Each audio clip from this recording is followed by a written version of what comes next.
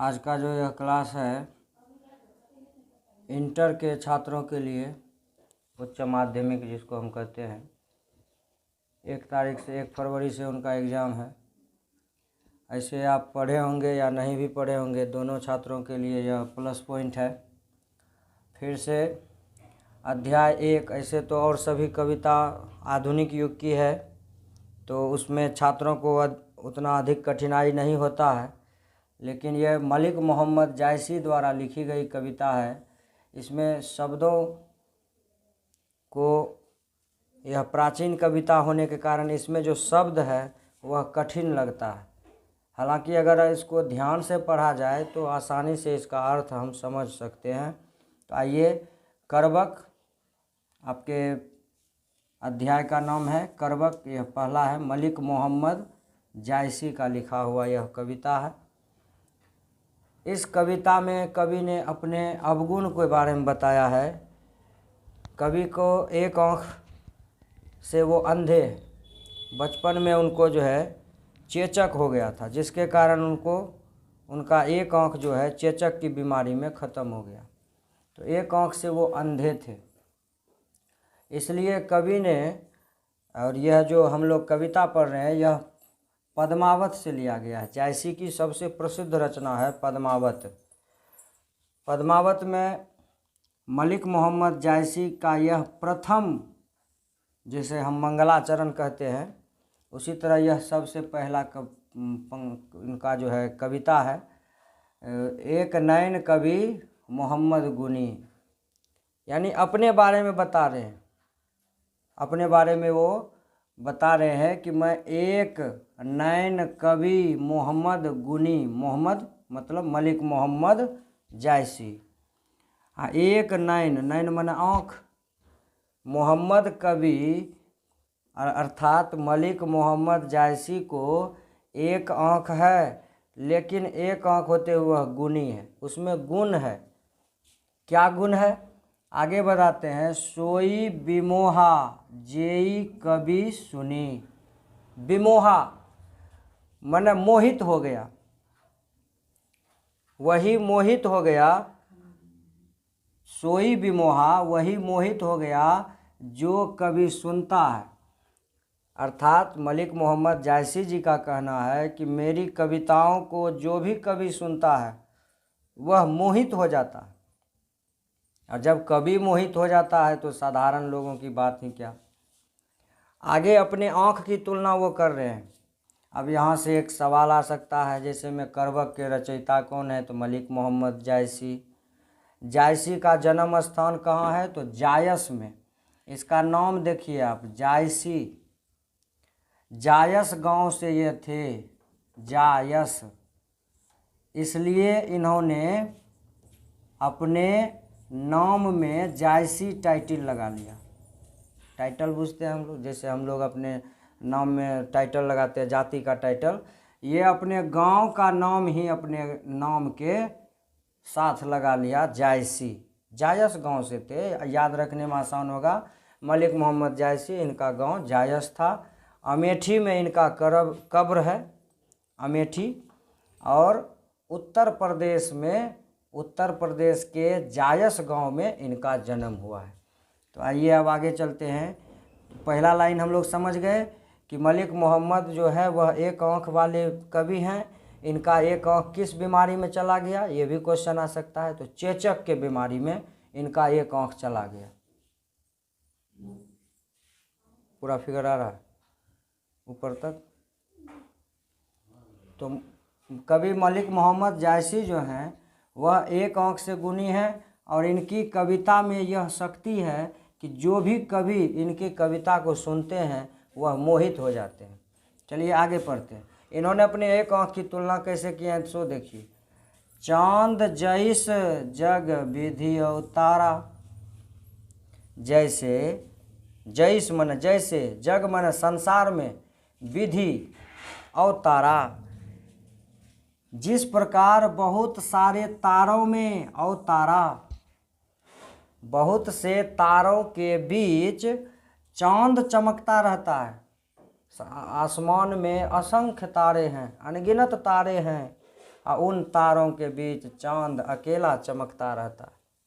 उन तारों के बीच चांद का महत्व है, तारों का महत्व नहीं है। दिन कलंक किन्ह उजियारा, चांद में भले दाग है, चांद में दाग है। दिन कलंक, चांद को सब कलंक देते हैं, कलंक है उस पर, लेकिन वह क्या कर रहे हैं? किन्ह उजियारा, वह उजियारा फैला रहे हैं। चांद में दाग है लेकिन वह उजियारा फैला रहे हैं। अगले एक पंक्ति में देखिए, जग सूझा, कवि कहते हैं कि हमको एक आँख है तो हमने एक ही आँख से पूरे संसार को देख लिया। जग सूझा मतलब संसार हमको सूझ गया। एक ही नहीं नहा, एक ही आँख से मैंने संसार देख लिया। एक ही आँख से मैंने संसार देख लिया। कैसे भाई देख लिया? तो कहते हैं उवा सुक अस नख तन महा, जैसे कई नक्षत्र हैं, आप लोगों को मालूम होगा शायद 24 नक्षत्र हैं, और उन नक्षत्र के बीच में शुक्र तारा, उवा शुक, शुक्र नक्षत्र देखिएगा आप, चमकीला होता है। दक्षिण पूरब की ओर जब मुँह करके खड़े होइएगा तो दक्षिण दिशा की तरफ आप देख लीजिएगा, शुक्र तारा जो सबसे ज़्यादा चमकीला नज़र आएगा वो शुक्र तारा है। तो 24 नक्षत्र में शुक्र जो है, शुक्र तारा जो है वह सबसे ज़्यादा चमकीला है। उसी तरह से मुझे एक ही आँख है, मैं एक ही आँख से पूरे संसार को देख लेता हूँ, देख रहा हूँ। जैसे शुक्र तारा विभिन्न नक्षत्रों के 24 नक्षत्रों के बीच शुक्र तारा चमकता रहता है। अब आगे बता रहे, तो अब यहाँ पर एक क्वेश्चन बनता है ऑब्जेक्टिव कि कवि ने अपने एक आँख की तुलना किससे की है? तो कवि ने एक आँख की तुलना अपना किया है चांद से। एक कहा ना, चांद जैस जग विधि उतारा, चांद से उन्होंने अपनी एक आँख की तुलना की है। उसके बाद जग सूझा एक ही, शुक्र तारा से अपने आँख की तुलना की है। अब आइए आगे चलते हैं। जौ लही अम्बही डाभ न होई, अम्ब मने आम होता है, अम्ब का मतलब आम, और डाभ मने होता है मंजर।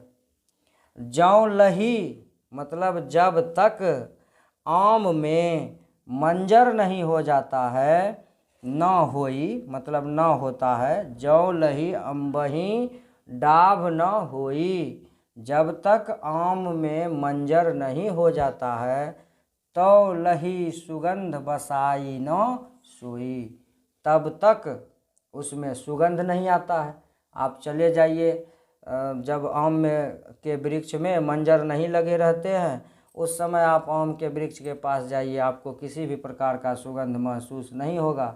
लेकिन जब आम में मंजर लग जाते हैं, ये बसंत ऋतु में आम में जब मंजर लग जाता है तो बगीचा में जाने के साथ ही उस मंजर का सुगंध हमको आने लगता है। तो वही कहते हैं, जब तक आम के वृक्ष में मंजर न लग जाए तब तक उसमें सुगंध नहीं आता है। फिर अगला उदाहरण दे रहे हैं, उसी प्रकार से आदमी का कोई महत्व नहीं है, उसमें जो गुण है उस गुण से लोग उसे पहचानते हैं, उस गुण से लोग उसे जानते हैं। किन्ह समुद्र पानी जो खारा, कवि कहते हैं कि अगर उस मालिक ने समुद्र के पानी को खारा बनाया है, नमकीन बनाया है, बेकार बनाया है, जो पीने योग्य नहीं है, अगर उस समुद्र के पानी को खारा बनाया है तो अति भयउ असूझ अपारा, तो उस समुद्र को उस मालिक ने गुण भी दिया है। वह गुण क्या है कि समुद्र अथाह है, असूझ है, उसको समुद्र की गहराई को लोग जान नहीं सकता, उस समुद्र को कोई पार नहीं पा सकता। तो अति भय असूझ अपारा, उसी प्रकार मैं भी हूँ। मुझे मालिक ने चेचक जैसे रोग दिए, उसमें मेरा एक आँख चला गया, लेकिन अगर मेरे भीतर कलंक है तो मैं चंद्रमा की तरह जगत को उजियारा फैलाता हूँ अपनी कीर्ति से, अपने रचनाओं से। और जब तक मनुष्य में सुगंध नहीं हो जाता तब तक उसका कोई महत्व नहीं रहता। अर्थात जिस व्यक्ति में गुण रहेगा उसी का तो महत्व होता है।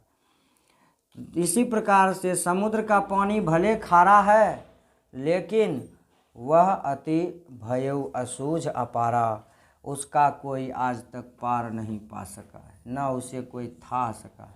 ऐसे तो वैज्ञानिक युग है, अब सब कुछ हो रहा है, लेकिन ये जिस समय की ये कविता है उस समय के बारे में कवि बात कर रहे हैं। उस समय कह रहे हैं कि भयउ असूझ अपारा, समुद्र अपार है, असूझ है, उसको कोई सूझ नहीं सकता, मतलब समुद्र को कोई था नहीं सकता। आगे चलिए। जो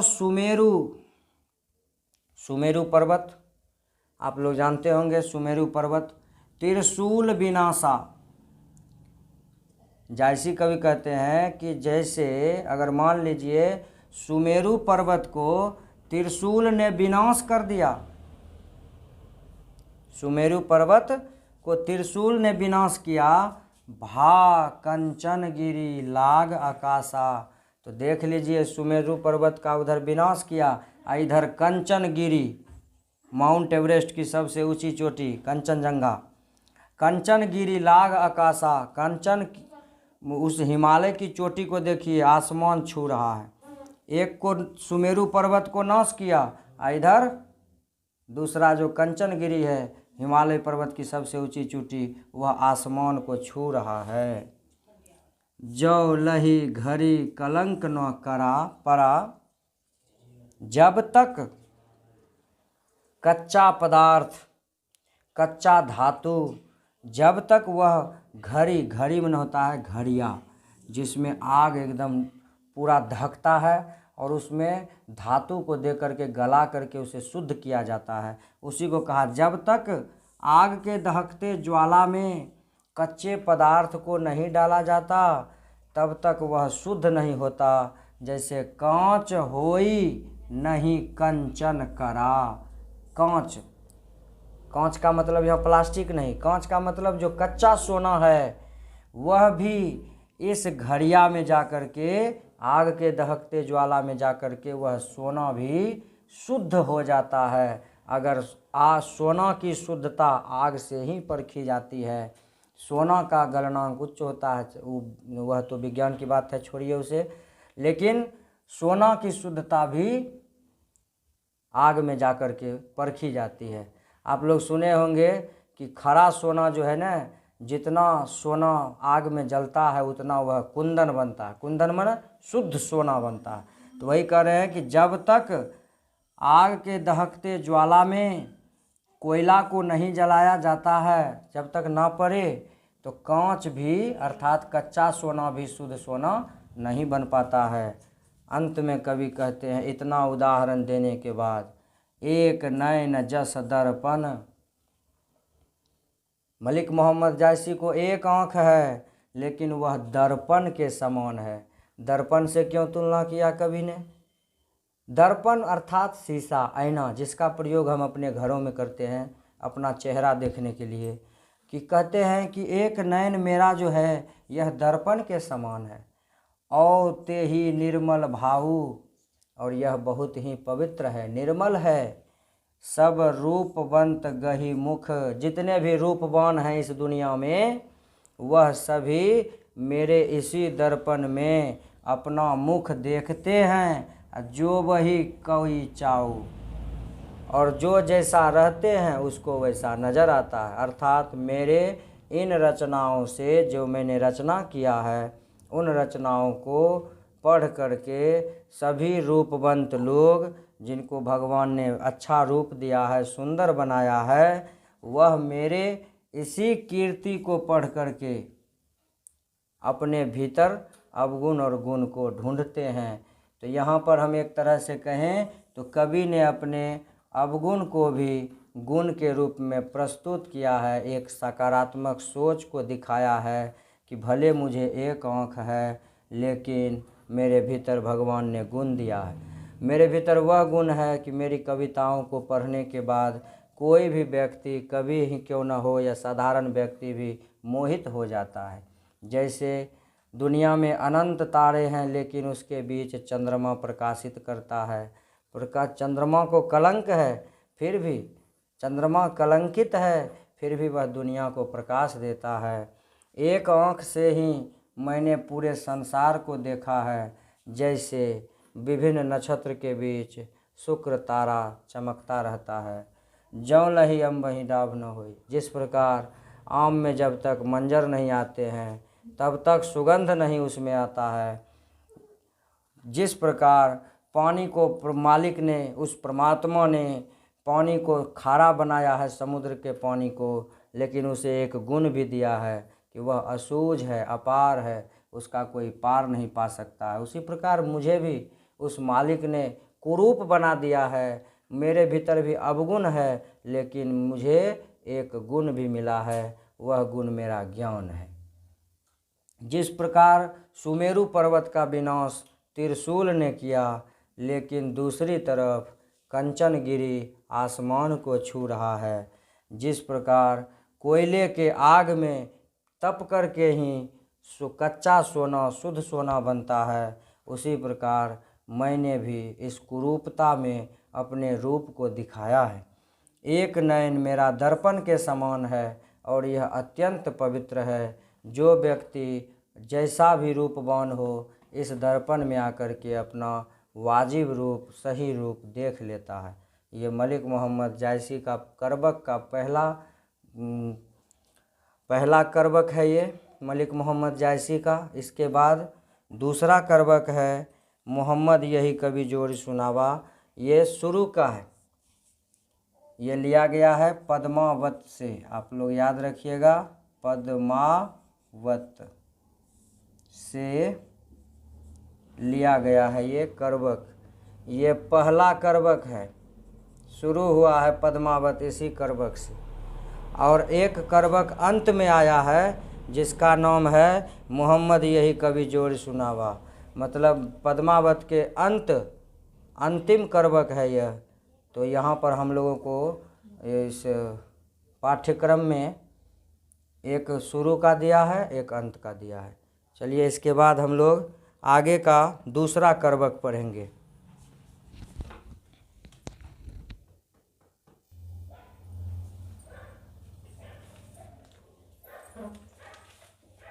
रेडी है?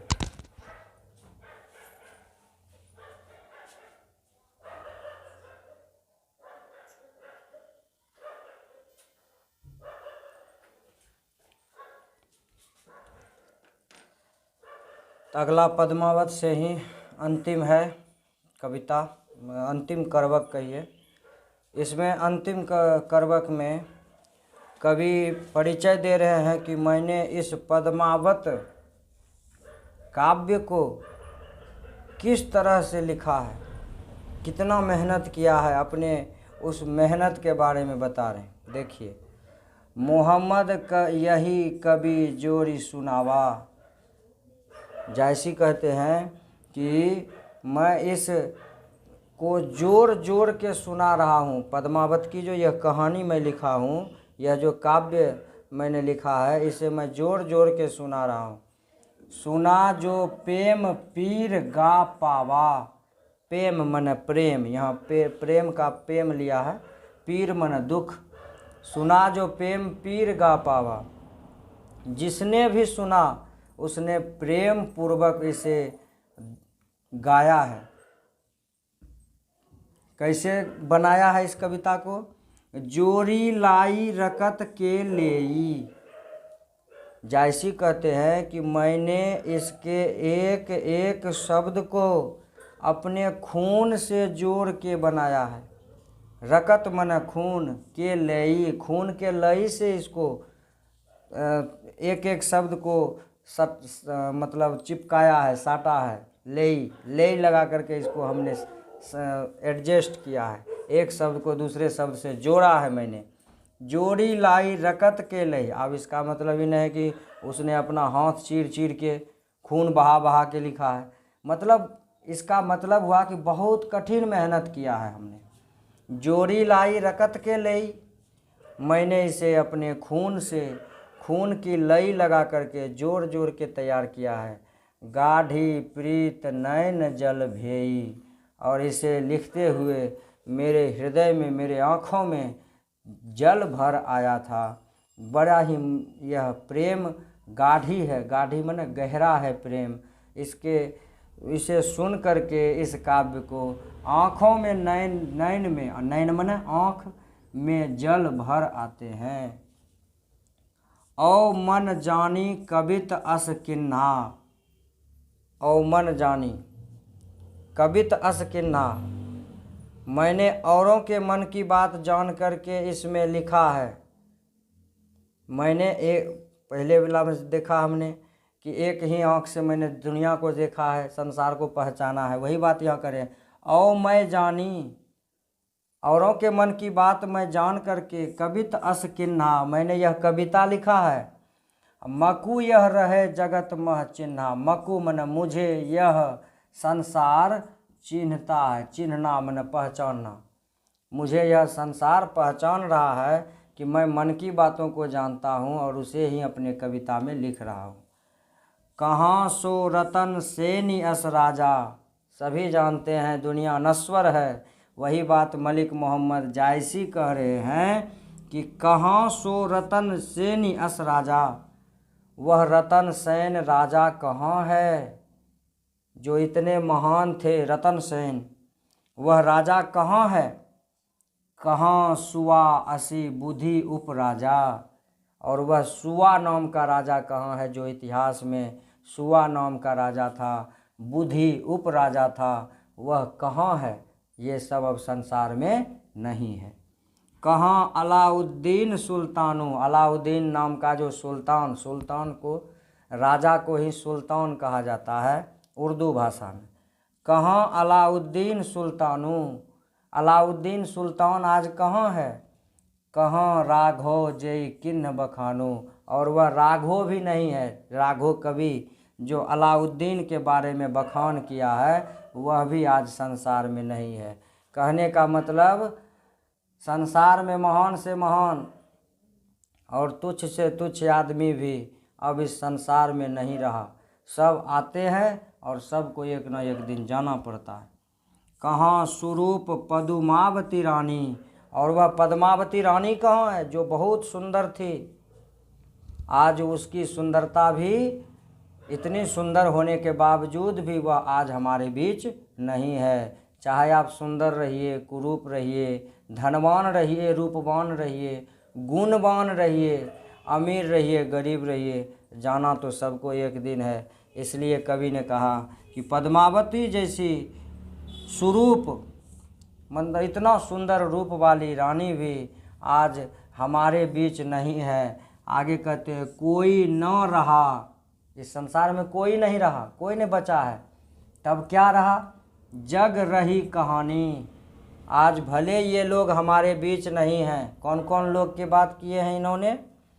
रतन सेन राजा का बात किया, सुवा का बात किया, बुद्धि उपराजा का बात किया है, अलाउद्दीन सुल्तान का बात किया है, और राघव नाम के कवि का बखान किया जो इसके बारे, अलाउद्दीन के बारे में लिखा है। पद्मावती रानी के बारे में लिखा है। इसी पद्मावती रानी की कहानी है पद्मावत। तो ये पद्मावती रानी भी बहुत सुंदर थी, इसके कारण कितने युद्ध हुए। लेकिन आज यह पद्मावती रानी भी हमारे बीच नहीं है। कोई नहीं रहा, इस संसार में कोई रहने वाला नहीं है। जग में सिर्फ उसकी कहानी रह जाती है। इस संसार में कोई रहने के लिए नहीं आया है। इतने इतने महान लोगों को देख रहे हैं, कितना है, इन सभी में आज कोई हमारे बीच नहीं है। बस उसकी कहानी रह जाती है। इस पे एक हिंदी फिल्म का गीत है, एक दिन मिल जाएगा माटी के मोल, जग में रह जाएंगे प्यारे तेरे बोल। आप लोगों ने सुना होगा गाना, शायद बहुत पुराना है। एक दिन बिक जाएगा माटी के मोल, जग में रह जाएंगे प्यारे तेरे बोल, ला ला ला ला ला ला। तो वही बात यहाँ पे कि अलाउद्दीन नाम के राजा थे, इतने महान सब हुए, पद्मावती रानी हुई, आज कोई संसार में नहीं है, बस एक कहानी रह गया सबका, कोई ना रहा जग रही कहानी। जैसी कहते हैं संसार में कोई जिंदा नहीं है आज, बस उसका कहानी रह गया है।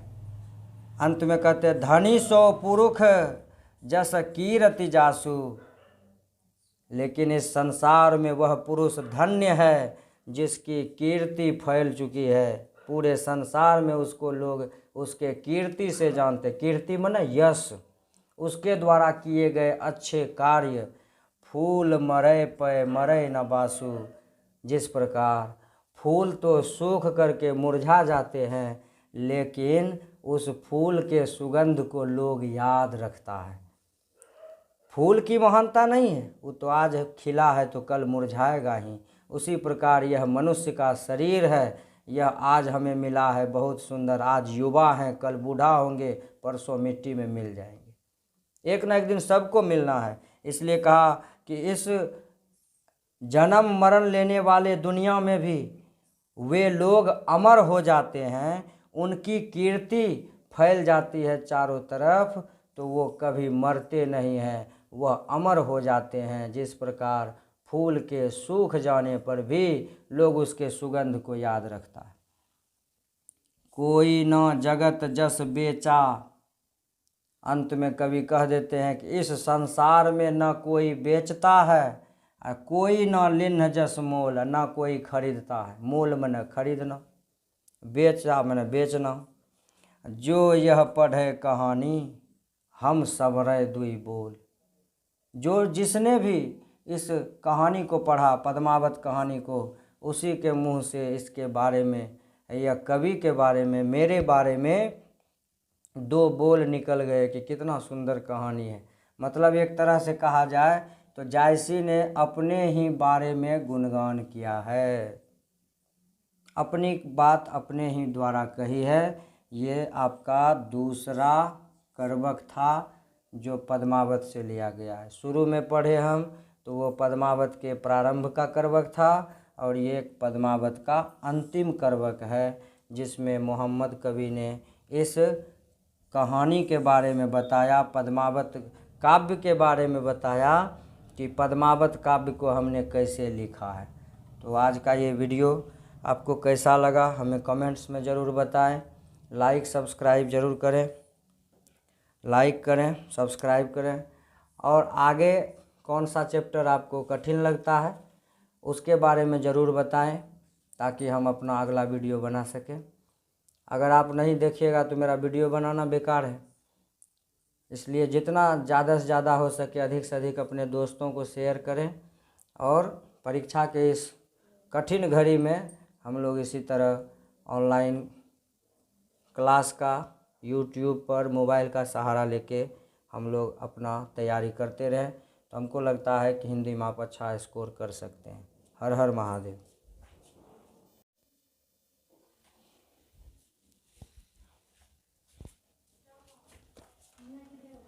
आज का जो यह क्लास है इंटर के छात्रों के लिए, उच्च माध्यमिक जिसको हम कहते हैं, 1 तारीख से 1 फरवरी से उनका एग्ज़ाम है। ऐसे आप पढ़े होंगे या नहीं भी पढ़े होंगे, दोनों छात्रों के लिए यह प्लस पॉइंट है। फिर से अध्याय 1, ऐसे तो और सभी कविता आधुनिक युग की है, तो उसमें छात्रों को उतना अधिक कठिनाई नहीं होता है, लेकिन यह मलिक मोहम्मद जायसी द्वारा लिखी गई कविता है। इसमें शब्दों को, यह प्राचीन कविता होने के कारण इसमें जो शब्द है वह कठिन लगता है। हालांकि अगर इसको ध्यान से पढ़ा जाए तो आसानी से इसका अर्थ हम समझ सकते हैं। तो आइए, करवक आपके अध्याय का नाम है करवक, यह पहला है, मलिक मोहम्मद जायसी का लिखा हुआ यह कविता है। इस कविता में कवि ने अपने अवगुण के बारे में बताया है। कवि को एक आँख से वो अंधे हैं, बचपन में उनको जो है चेचक हो गया था, जिसके कारण उनका एक आँख जो है चेचक की बीमारी में ख़त्म हो गया। तो एक आँख से वो अंधे थे। इसलिए कवि ने, और यह जो हम लोग कविता पढ़ रहे हैं यह पद्मावत से लिया गया है। जायसी की सबसे प्रसिद्ध रचना है पद्मावत। पद्मावत में मलिक मोहम्मद जायसी का यह प्रथम, जिसे हम मंगलाचरण कहते हैं, उसी तरह यह सबसे पहला इनका जो है कविता है। एक नैन कवि मोहम्मद गुनी, यानी अपने बारे में बता रहे हैं, अपने बारे में वो बता रहे हैं कि मैं एक नैन कवि मोहम्मद गुनी, मोहम्मद मतलब मलिक मोहम्मद जायसी, हाँ एक नैन, नैन माने आँख, मोहम्मद कवि अर्थात मलिक मोहम्मद जायसी को एक आँख है, लेकिन एक आँख होते हुए वह गुनी है, उसमें गुण है। क्या गुण है आगे बताते हैं। सोई विमोहा जेई कवि सुनी। विमोहा माने मोहित हो गया, वही मोहित हो गया। सोई विमोहा वही मोहित हो गया जो कवि सुनता है। अर्थात मलिक मोहम्मद जायसी जी का कहना है कि मेरी कविताओं को जो भी कवि सुनता है वह मोहित हो जाता है, और जब कवि मोहित हो जाता है तो साधारण लोगों की बात ही क्या। आगे अपने आँख की तुलना वो कर रहे हैं। अब यहाँ से एक सवाल आ सकता है, जैसे में करवक के रचयिता कौन है, तो मलिक मोहम्मद जायसी। जायसी का जन्म स्थान कहाँ है, तो जायस में। इसका नाम देखिए आप, जायसी, जायस गांव से ये थे, जायस। इसलिए इन्होंने अपने नाम में जायसी टाइटल लगा लिया। टाइटल बुझते हैं हम लोग, जैसे हम लोग अपने नाम में टाइटल लगाते हैं, जाति का टाइटल, ये अपने गांव का नाम ही अपने नाम के साथ लगा लिया, जायसी। जायस गांव से थे, याद रखने में आसान होगा। मलिक मोहम्मद जायसी, इनका गांव जायस था। अमेठी में इनका कब्र है, अमेठी। और उत्तर प्रदेश के जायस गांव में इनका जन्म हुआ है। तो आइए अब आगे चलते हैं। पहला लाइन हम लोग समझ गए कि मलिक मोहम्मद जो है वह एक आँख वाले कवि हैं। इनका एक आँख किस बीमारी में चला गया, ये भी क्वेश्चन आ सकता है। तो चेचक के बीमारी में इनका एक आँख चला गया। पूरा फिगर आ रहा है ऊपर तक। तो कवि मलिक मोहम्मद जायसी जो हैं वह एक आँख से गुनी है, और इनकी कविता में यह शक्ति है कि जो भी कवि इनकी कविता को सुनते हैं वह मोहित हो जाते हैं। चलिए आगे पढ़ते हैं। इन्होंने अपने एक आँख की तुलना कैसे की है, सो देखिए। चांद जैस जग विधि अवतारा, जैसे, जैस मन जैसे, जग मन संसार में, विधि अवतारा, जिस प्रकार बहुत सारे तारों में अवतारा, बहुत से तारों के बीच चांद चमकता रहता है। आसमान में असंख्य तारे हैं, अनगिनत तारे हैं, और उन तारों के बीच चांद अकेला चमकता रहता है। उन तारों के बीच चांद का महत्व है, तारों का महत्व नहीं है। दिन कलंक किन्ह उजियारा, चांद में भले दाग है, चांद में दाग है। दिन कलंक, चांद को सब कलंक देते हैं, कलंक है उस पर, लेकिन वह क्या कर रहे हैं, किन्ह उजियारा, वह उजियारा फैला रहे हैं। चांद में दाग है लेकिन वह उजियारा फैला रहे हैं। अगले पंक्ति में देखिए, जग सूझा, कवि कहते हैं कि हमको एक आँख है तो हमने एक ही आँख से पूरे संसार को देख लिया। जग सूझा मतलब संसार हमको सूझ गया। एक ही नहीं नहा, एक ही आँख से मैंने संसार देख लिया। एक ही आँख से मैंने संसार देख लिया। कैसे भाई देख लिया, तो कहते हैं उवा सुक अस नख तन महा, जैसे कई नक्षत्र हैं, आप लोगों को मालूम होगा शायद 24 नक्षत्र हैं, और उन नक्षत्र के बीच में शुक्र तारा व शुक्र नक्षत्र देखिएगा आप, चमकीला होता है। दक्षिण पूरब की ओर जब मुँह करके खड़े होइएगा तो दक्षिण दिशा की तरफ आप देख लीजिएगा, शुक्र तारा जो सबसे ज़्यादा चमकीला नज़र आएगा वो शुक्र तारा है। तो 24 नक्षत्र में शुक्र तारा जो है वह सबसे ज़्यादा चमकीला है। उसी तरह से मुझे एक ही आँख है, मैं एक ही आँख से पूरे संसार को देख लेता हूँ, देख रहा हूँ। जैसे शुक्र तारा विभिन्न नक्षत्रों के 24 नक्षत्रों के बीच शुक्र तारा चमकता रहता है। अब आगे बता रहे, तो अब यहाँ पर एक क्वेश्चन बनता है ऑब्जेक्टिव कि कवि ने अपने एक आँख की तुलना किससे की है?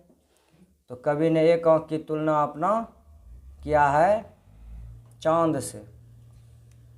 एक कहा ना, चांद जैस जग विधि उतारा, चांद से उन्होंने अपनी एक आँख की तुलना की है। उसके बाद जग सूझा एक ही, शुक्र तारा से अपने आँख की तुलना की है। अब आइए आगे चलते हैं। जौ लही अम्बही डाभ न होई, अम्ब मने आम होता है, अम्ब का मतलब आम, और डाभ मने होता है मंजर। जौ लही मतलब जब तक आम में मंजर नहीं हो जाता है, न होई मतलब न होता है। जौ लही अम्बही डाभ न होई, जब तक आम में मंजर नहीं हो जाता है, तो लही सुगंध बसाई न सोई, तब तक उसमें सुगंध नहीं आता है। आप चले जाइए, जब आम में के वृक्ष में मंजर नहीं लगे रहते हैं, उस समय आप आम के वृक्ष के पास जाइए, आपको किसी भी प्रकार का सुगंध महसूस नहीं होगा। लेकिन जब आम में मंजर लग जाते हैं, ये बसंत ऋतु में आम में जब मंजर लग जाता है तो बगीचा में जाने के साथ ही उस मंजर का सुगंध हमको आने लगता है। तो वही कहते हैं, जब तक आम के वृक्ष में मंजर न लग जाए तब तक उसमें सुगंध नहीं आता है। फिर अगला उदाहरण दे रहे हैं, उसी प्रकार से आदमी का कोई महत्व नहीं है, उसमें जो गुण है उस गुण से लोग उसे पहचानते हैं, उस गुण से लोग उसे जानते हैं।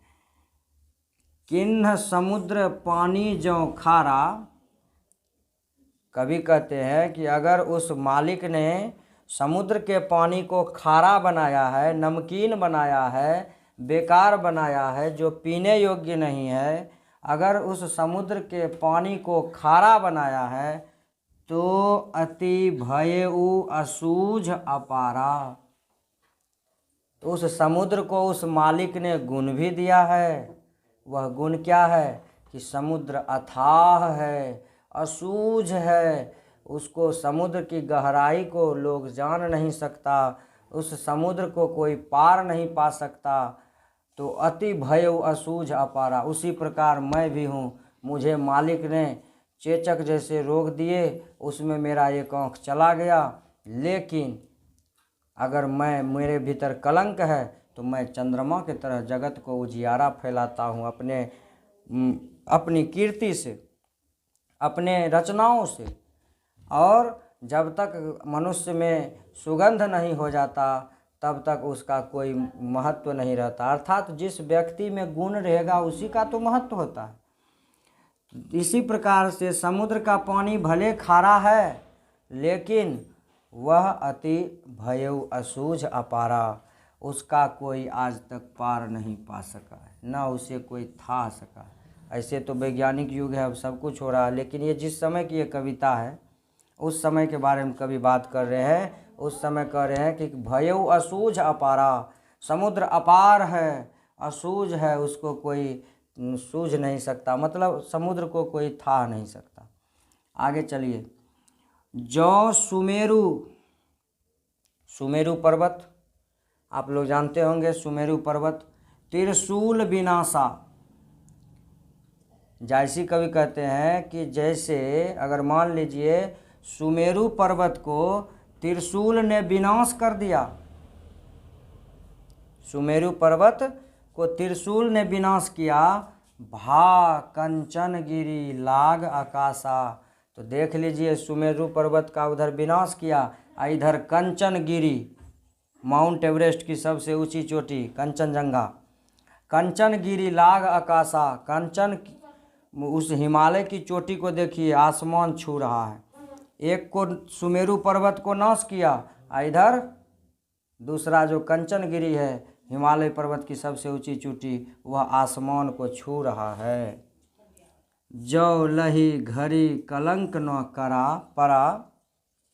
जब तक कच्चा पदार्थ, कच्चा धातु, जब तक वह घड़ी, घड़ी में होता है घड़िया, जिसमें आग एकदम पूरा धकता है और उसमें धातु को दे करके गला करके उसे शुद्ध किया जाता है, उसी को कहा। जब तक आग के दहकते ज्वाला में कच्चे पदार्थ को नहीं डाला जाता, तब तक वह शुद्ध नहीं होता। जैसे कांच होई नहीं कंचन करा। कांच, कांच का मतलब यह प्लास्टिक नहीं, कांच का मतलब जो कच्चा सोना है, वह भी इस घड़िया में जा कर के, आग के दहकते ज्वाला में जा कर के वह सोना भी शुद्ध हो जाता है। अगर सोना की शुद्धता आग से ही परखी जाती है। सोना का गलनांक उच्च होता है, वह तो विज्ञान की बात है, छोड़िए उसे। लेकिन सोना की शुद्धता भी आग में जा कर के परखी जाती है। आप लोग सुने होंगे कि खरा सोना जो है ना, जितना सोना आग में जलता है उतना वह कुंदन बनता है। कुंदन माने शुद्ध सोना बनता है। तो वही कह रहे हैं कि जब तक आग के दहकते ज्वाला में कोयला को नहीं जलाया जाता है, जब तक ना पड़े, तो कांच भी अर्थात कच्चा सोना भी शुद्ध सोना नहीं बन पाता है। अंत में कवि कहते हैं, इतना उदाहरण देने के बाद, एक नैन जस दर्पण। मलिक मोहम्मद जायसी को एक आँख है, लेकिन वह दर्पण के समान है। दर्पण से क्यों तुलना किया कवि ने? दर्पण अर्थात शीशा, आईना, जिसका प्रयोग हम अपने घरों में करते हैं अपना चेहरा देखने के लिए। कि कहते हैं कि एक नयन मेरा जो है यह दर्पण के समान है, और ते ही निर्मल भावु, और यह बहुत ही पवित्र है, निर्मल है। सब रूपवंत गही मुख, जितने भी रूपवान हैं इस दुनिया में, वह सभी मेरे इसी दर्पण में अपना मुख देखते हैं। जो वही कोई चाऊ, और जो जैसा रहते हैं उसको वैसा नज़र आता है। अर्थात मेरे इन रचनाओं से, जो मैंने रचना किया है, उन रचनाओं को पढ़ करके सभी रूपवंत लोग, जिनको भगवान ने अच्छा रूप दिया है, सुंदर बनाया है, वह मेरे इसी कीर्ति को पढ़ करके अपने भीतर अवगुण और गुण को ढूंढते हैं। तो यहाँ पर हम एक तरह से कहें तो कवि ने अपने अवगुण को भी गुण के रूप में प्रस्तुत किया है। एक सकारात्मक सोच को दिखाया है कि भले मुझे एक आँख है, लेकिन मेरे भीतर भगवान ने गुण दिया है। मेरे भीतर वह गुण है कि मेरी कविताओं को पढ़ने के बाद कोई भी व्यक्ति, कवि ही क्यों न हो या साधारण व्यक्ति भी मोहित हो जाता है। जैसे दुनिया में अनंत तारे हैं, लेकिन उसके बीच चंद्रमा प्रकाशित करता है। चंद्रमा को कलंक है, फिर भी चंद्रमा कलंकित है, फिर भी वह दुनिया को प्रकाश देता है। एक आँख से ही मैंने पूरे संसार को देखा है, जैसे विभिन्न नक्षत्र के बीच शुक्र तारा चमकता रहता है। ज्यों लही अम्बही डाभ न होई। जिस प्रकार आम में जब तक मंजर नहीं आते हैं तब तक सुगंध नहीं उसमें आता है, जिस प्रकार पानी को मालिक ने, उस परमात्मा ने पानी को खारा बनाया है, समुद्र के पानी को, लेकिन उसे एक गुण भी दिया है कि वह असूझ है, अपार है, उसका कोई पार नहीं पा सकता है। उसी प्रकार मुझे भी उस मालिक ने कुरूप बना दिया है। मेरे भीतर भी अवगुण है, लेकिन मुझे एक गुण भी मिला है, वह गुण मेरा ज्ञान है। जिस प्रकार सुमेरु पर्वत का विनाश त्रिशूल ने किया, लेकिन दूसरी तरफ कंचनगिरी आसमान को छू रहा है।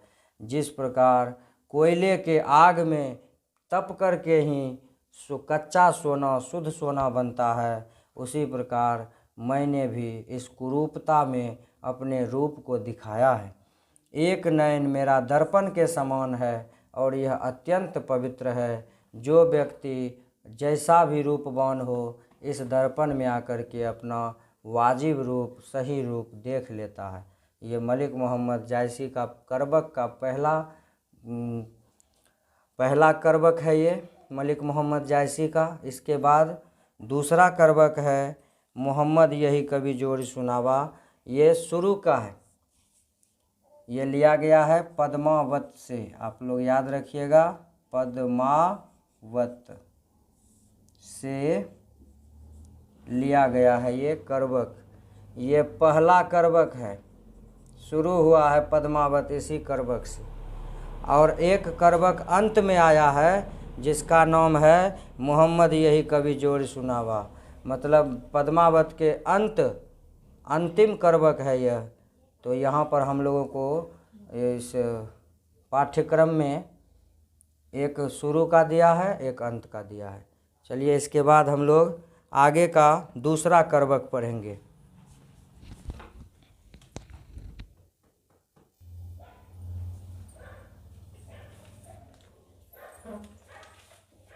रेडी है?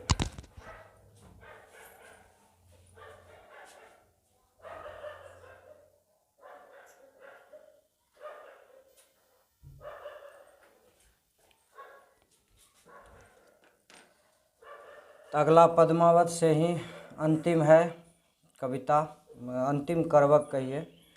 इसमें अंतिम करबक में कवि परिचय दे रहे हैं कि मैंने इस पद्मावत काव्य को किस तरह से लिखा है, कितना मेहनत किया है, अपने उस मेहनत के बारे में बता रहे हैं। देखिए, मोहम्मद का यही कभी जोड़ी सुनावा। जायसी कहते हैं कि मैं इस को जोर जोर के सुना रहा हूँ। पद्मावत की जो यह कहानी मैं लिखा हूँ, यह जो काव्य मैंने लिखा है, इसे मैं जोर जोर के सुना रहा हूँ। सुना जो प्रेम पीर गा पावा। प्रेम मन प्रेम, यहाँ प्रेम का प्रेम लिया है, पीर मन दुख। सुना जो प्रेम पीर गा पावा। जिसने भी सुना उसने प्रेम पूर्वक इसे गाया है। कैसे बनाया है इस कविता को? जोरी लाई रकत के लेई। जायसी कहते हैं कि मैंने इसके एक एक शब्द को अपने खून से जोड़ के बनाया है। रकत मन खून, के लई, खून के लई से इसको एक एक शब्द को मतलब चिपकाया है, साटा है। ले लगा करके इसको हमने एडजस्ट किया है, एक शब्द को दूसरे शब्द से जोड़ा है मैंने। जोड़ी लाई रकत के लई। अब इसका मतलब ही नहीं है कि उसने अपना हाथ चीर चीर के खून बहा बहा के लिखा है।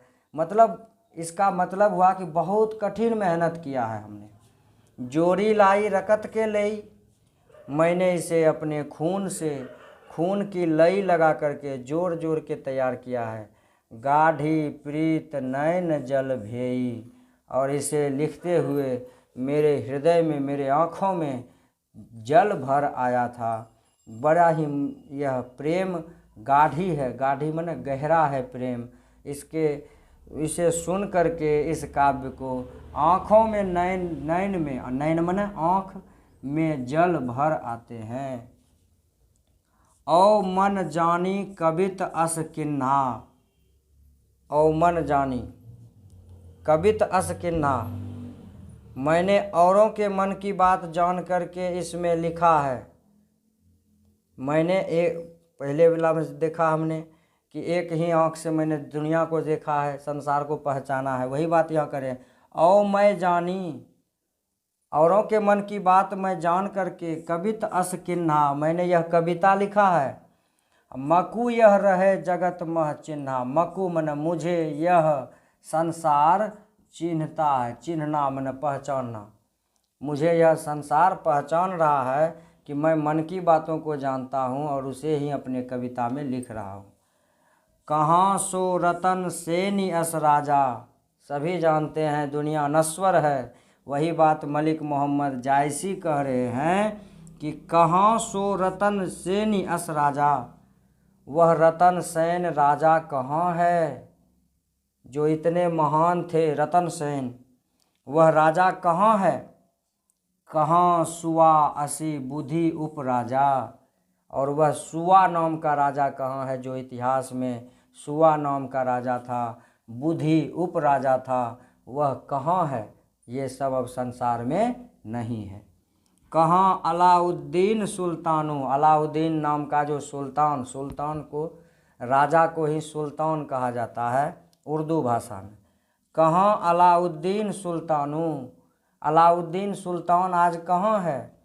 कहाँ राघव जय किन्ह बखानो। और वह राघव भी नहीं है। राघव कवि जो अलाउद्दीन के बारे में बखान किया है वह भी आज संसार में नहीं है।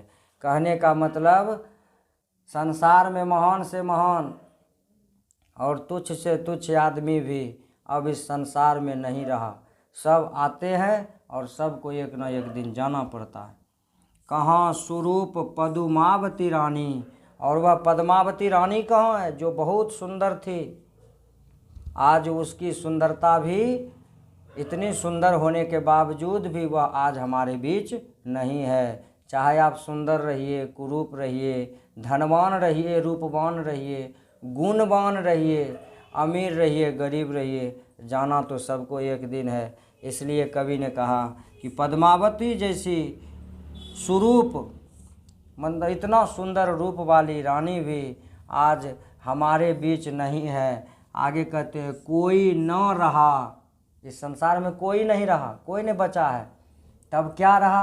जग रही कहानी। आज भले ये लोग हमारे बीच नहीं हैं। कौन कौन लोग की बात किए हैं इन्होंने। रतन सेन राजा का बात किया, सुवा का बात किया, बुद्धि उपराजा का बात किया है, अलाउद्दीन सुल्तान का बात किया है और राघव नाम के कवि का बखान किया जो इसके बारे अलाउद्दीन के बारे में लिखा है। पद्मावती रानी के बारे में लिखा है। इसी पद्मावती रानी की कहानी है पद्मावत। तो ये पद्मावती रानी भी बहुत सुंदर थी। इसके कारण कितने युद्ध हुए। लेकिन आज यह पद्मावती रानी भी हमारे बीच नहीं है। कोई नहीं रहा। इस संसार में कोई रहने वाला नहीं है। जग में सिर्फ उसकी कहानी रह जाती है। इस संसार में कोई रहने के लिए नहीं आया है। इतने इतने महान लोगों को देख रहे हैं, कितना है। इन सभी में आज कोई हमारे बीच नहीं है। बस उसकी कहानी रह जाती है। इस पे एक हिंदी फिल्म का गीत है, एक दिन मिल जाएगा माटी के मोल, जग में रह जाएंगे प्यारे तेरे बोल। आप लोगों ने सुना होगा गाना, शायद बहुत पुराना है।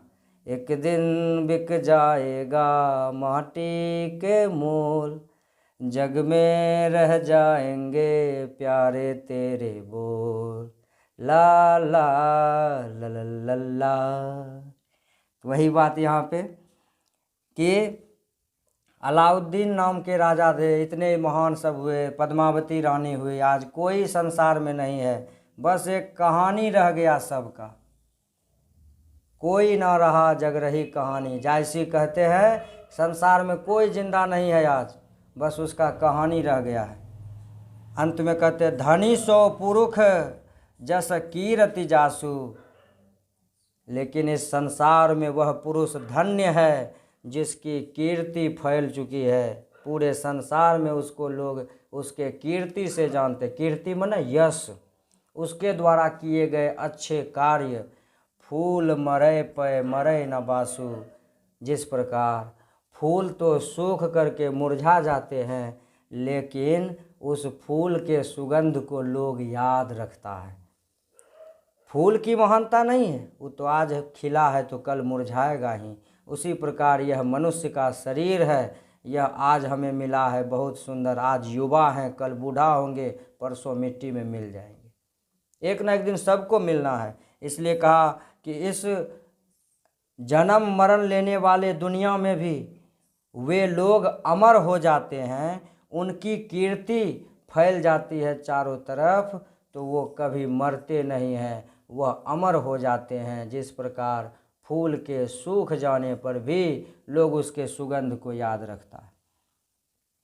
कोई न जगत जस बेचा, अंत में कवि कह देते हैं कि इस संसार में न कोई बेचता है, कोई न लिन्ह जस मोल, न कोई खरीदता है। मोल मने खरीदना, बेचा मने बेचना। जो यह पढ़े कहानी, हम सबरै दुई बोल। जो जिसने भी इस कहानी को पढ़ा, पद्मावत कहानी को, उसी के मुंह से इसके बारे में या कवि के बारे में, मेरे बारे में दो बोल निकल गए कि कितना सुंदर कहानी है। मतलब एक तरह से कहा जाए तो जायसी ने अपने ही बारे में गुणगान किया है, अपनी बात अपने ही द्वारा कही है। ये आपका दूसरा करवक था जो पद्मावत से लिया गया है। शुरू में पढ़े हम तो वो पद्मावत के प्रारंभ का करवक था, और ये पद्मावत का अंतिम करवक है जिसमें मोहम्मद कवि ने इस कहानी के बारे में बताया, पद्मावत काव्य के बारे में बताया कि पद्मावत काव्य को हमने कैसे लिखा है। तो आज का ये वीडियो आपको कैसा लगा हमें कमेंट्स में ज़रूर बताएं। लाइक सब्सक्राइब ज़रूर करें, लाइक करें, सब्सक्राइब करें, और आगे कौन सा चैप्टर आपको कठिन लगता है उसके बारे में ज़रूर बताएं ताकि हम अपना अगला वीडियो बना सकें। अगर आप नहीं देखिएगा तो मेरा वीडियो बनाना बेकार है।